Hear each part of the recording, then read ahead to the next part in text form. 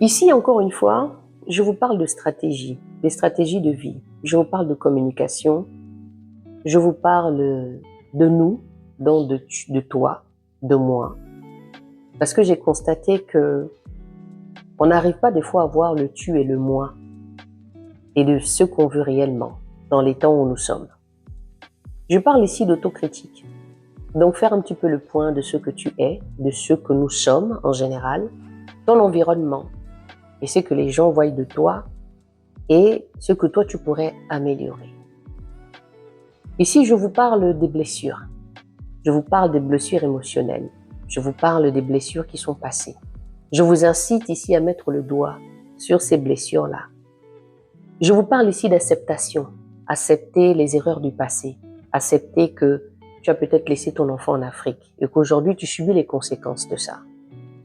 Accepter de t'être mis en couple avec quelqu'un tout en sachant que dès le départ, il y avait des signes. Accepter le fait que tu as eu une relation et que peut-être que dans cette relation, tu as été une femme qui a été battue, violée ou autre chose. Bien sûr, j'ai souvent coutume de dire les choses avec beaucoup de simplicité, mais ne vous inquiétez pas, je connais la portée et la souffrance. Moi-même, je suis une ancienne femme battue. C'est pourquoi aujourd'hui, je prends à cœur le sujet des blessures. Ici, je vous parle de toutes ces choses, d'où je mets sous forme, en fait, de tous ces problèmes, sous la métaphore, cette métaphore de la poubelle. Ici, je suis là pour que tu mettes la main dans cette poubelle. Parce que des fois, cette poubelle, elle pourrit et puis elle commence à sentir mauvais. Et je le dis assez régulièrement. Je sais que c'est un sujet qu'on n'aime pas souvent, un sujet où on se dit ce n'est pas grave. Mais j'ai envie de te dire que si tu voudrais évoluer différemment, il faudrait peut-être que tu fasses un petit tour en arrière et régler d'abord ce qui est passé pour pouvoir renouveler après sur l'avenir. Et c'est sur ça que je travaille. Donc, ici, je vous parle de psychanalyse.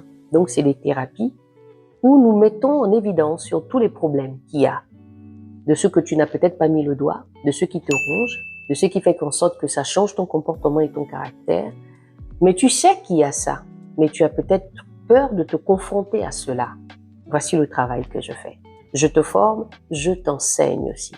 Je te donne les éléments.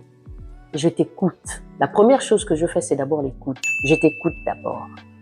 Et à partir de cette écoute, je fais une analyse globale de la situation et du besoin que tu auras à ce moment-là. C'est pourquoi je te dis que je parle de stratégie, je parle d'accompagnement, parce que je vous accompagne aussi à cela, à sortir les mots, à dire les choses réelles, quitte à ce qu'il faudrait que tu cries, à ce que tu pleures, mais le but ici, c'est de mettre le doigt sur ce qui ne va pas. D'où la psychanalyse, d'où une thérapie avec moi pour pouvoir commencer à sortir ce qui est à l'intérieur de vous, pour pouvoir être la meilleure version, la meilleure version de vous. C'est ce qu'on appelle en général aussi un développement personnel. C'est se développer aussi personnellement, parce que c'est global le mot développer. Mais c'est se développer d'abord soi-même, commencer à mettre le doigt sur soi. J'aime souvent dire s'occuper de soi, ce n'est pas de l'égoïsme. Donc je te laisse cette petite vidéo de réflexion pour que tu prennes un peu, pour que tu réfléchisses à cela pendant peut-être ce week-end.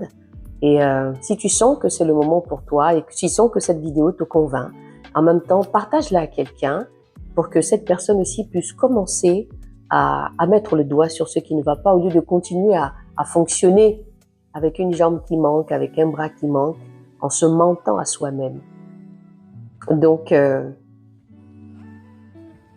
réfléchis et je suis là pour t'accompagner.